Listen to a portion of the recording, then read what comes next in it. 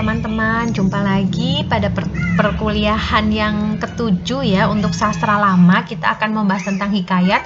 Sebelumnya saya sudah pernah membahas hikayat Hindu Islam. Nah, sekarang ini apa yang dimaksud hikayat? Hikayat itu adalah salah satu bentuk sastra prosa, terutama dalam bahasa Melayu yang berisikan tentang kisah, cerita, dan dongeng. Umumnya mengisahkan tentang kehebatan maupun kepahlawanan seseorang, lengkap dengan keanehan, kesaktian, serta mukjizat tokoh utama. Sebuah hikayat dibacakan sebagai hiburan, pelipur lara, atau untuk membangkitkan semangat juang. Nah, hikayat mempunyai ciri-ciri sebagai berikut. Yang pertama, adanya tokoh pusat dikelilingi oleh tokoh-tokoh sampingan yang semuanya mewakili sejumlah kelompok tertentu. Kedua, tokoh pusat dalam segala suasana selalu menonjolkan keunggulan dan kebaikan. Nah, yang ketiga, perlawanan antara dua pihak secara terus-menerus. Unsur-unsur hikayat, ciri-ciri hikayat itu bersifat kuno dan berbentuk prosa. Struktur hikayat itu seperti karya sastra lainnya ya, ada tema, penokohan, latar, sudut pandang, itu umum ya untuk unsur-unsur sebuah sastra. Sebuah karya sastra maksud saya. Nah, hikayat-hikayat ini antara lain ada hikayat Mahabharata, hikayat Ramayana, hikayat sastra Hindu Islam, hikayat Ambiya, hikayat sahabat Nabi, hikayat sastra kitab, dan hikayat sastra sejarah. Nah, kemarin kita sudah membahas hikayat sastra Hindu Islam, kemudian hikayat Mahabharata. Hikayat Mahabharata dan hikayat Ramayana. Tapi di sini saya lebih menonjolkan untuk ke hikayat Mahabharata dan hikayat Ramayana yang kemarin kita mencari atau menganalisis unsur deskriptif dan destruktif maksud saya dan konstruktif. Kenapa dua hikayat ini? Karena cerita Mahabharata dan Ramayana itu sudah melegenda di tanah air kita.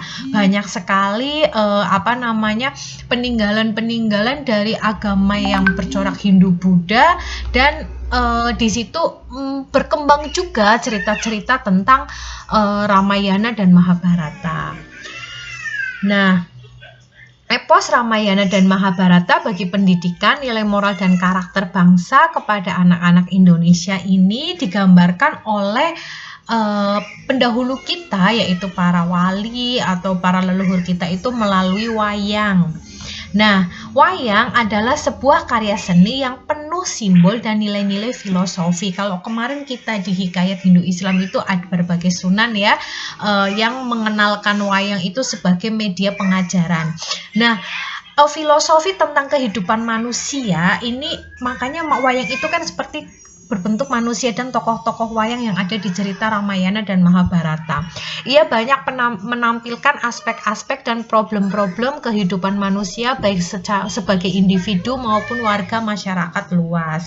Kemudian wayang mengandung nilai-nilai kemanusiaan yang universal dan mampu memenuhi kebutuhan masyarakat pada zamannya.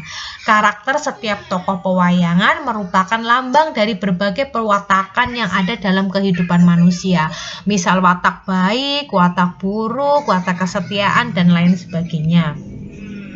Ada banyak tokoh dalam seri Ramayana karena berbagai keterbatasan tokoh yang dijadikan itu, contoh terutama itu Dewi Sinta, Raden Gunawan, Wibisana, Raden Subali, Raden Sugriwa, dan Patih Prahasta. Nah, Dewi Sinta itu adalah putri Prabu Janaka dari kerajaan Mantili. Ia menjadi istri Rama setelah melalui sayembara. Nah, Raden Gunawan Wibisana adalah putra Dewi Sukesi dan Resi Wisrawa. Ia terpaksa meninggalkan negara Alengka dan berpihak pada Rama karena tidak setuju dengan perbuatan kakaknya, yaitu Prabu Dasamuka, Raja Alengka yang menculik Sinta. Nah, cerita-cerita ini Ramayana dan Mahabharata kemarin kita sudah membahas tentang unsur-unsur destruktif dan konstruktif. Kenapa? Karena memang kita sebagai pendidik gitu harus bisa menyampaikan cerita-cerita Ramayana dan Mahabharata itu dengan baik dan sesuai dengan usia peserta didik kita. Nah, contohnya kelima, tokoh di atas itu memiliki karakter dan sifat-sifat tersendiri yang bisa diambil hikmahnya dalam kehidupan kita. Banyak nilai-nilai yang dapat diambil dan dipelajari. Nah, Keabadian dan kebesaran cerita wayang membuat banyak pihak merujuknya sebagai sumber vital pencarian nilai-nilai bagi pendidikan etika dan karakter bangsa. Contohnya ada Ramayana dan Mahabharata tidak hanya menyajikan unsur-unsur cerita yang mengandung nilai-nilai konstruktif atau membangun karakter, tetapi juga destruktif yang merusak karakter dan dilematik esensial menyulitkan penentuan preferensi nilai. Tapi kita sebagai pendidik gitu ya Pak, dan nanti sebagai calon guru itu harus bisa membedakan mana yang nilai konstruktif dan mana yang nilai destruktif seperti itu.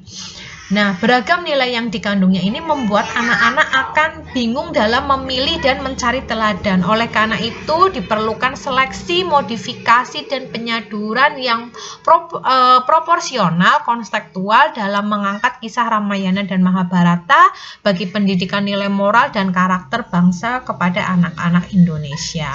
Nah, nilai konstruktif dalam Ramayana itu seperti keteladanan perilaku mulia yang dihadirkan di sini adalah tindakan Raden Barata dikisahkan dalam Ramayana sesuai dengan hukum kerajaan Ayodhya. Kemudian Ramala ahli waris Prabu Dasawarsa karena ia anak permaisuri Dewi Kausalya. Nah, kemarin kita sudah membahas ya, karena berbagai macam tokoh-tokoh yang ada ini baik dalam Ramayana dan Mahabharata ini kalian sudah bisa menentukan, menurut saya secara garis besar kalian sudah bisa menentukan. Nah, ini nanti akan menjadi acuan Anda untuk nanti belajar bagaimana tentang karya-karya sastra yang nanti akan Anda sampaikan dengan analisis nilai konstruktif dan destruktif. Tapi untuk nilai-nilai di sini di video ini saya tidak akan menjelaskan panjang lebar ya nilai destruktif Ramayana, kemudian nilai destruktif Mahabharata, dan nilai konstruktif Ramayana dan nilai konstruktif Mahabharata juga saya rasa sudah paham ya. Jadi dari video ini cukup sampai di sini. Dan tugasnya juga kemarin sudah dikumpulkan ke saya. Jadi saya rasa pertemuan ini hanya sampai dari penjelasan bahwa wayang-wayang dan nilai-nilai konstruktif dan destruktif itu harus ada pada cerita-cerita yang berkembang di masyarakat. Gitu ya teman-teman. Terima kasih.